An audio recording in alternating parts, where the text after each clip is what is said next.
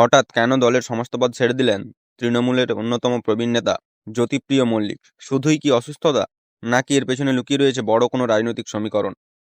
রাজ্য রাজনীতিতে শুরু হয়েছে তুমুল জল্পনা। নমস্কার, শ্যাডো বাংলা নিউজে আপনাকে স্বাগতম।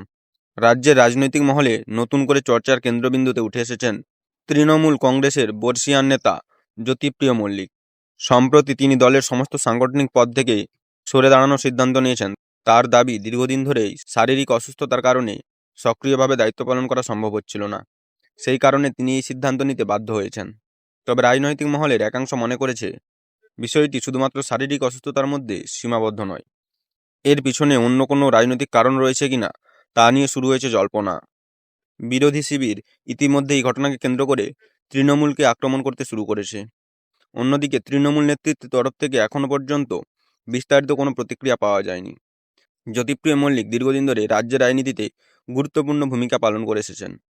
ফলে তার এই সিদ্ধান্ত রাজনৈতিকভাবে কতটা প্রভাব ফেলবে সেদিকেই এখন নজর রাখছে রাজনৈতিক বিশ্লেষক।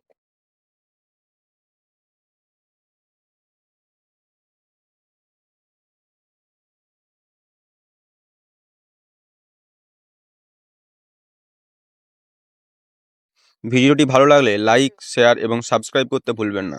শ্যাডো বাংলা নিউজের সঙ্গে থাকুন সবার আগে খবর পেতে।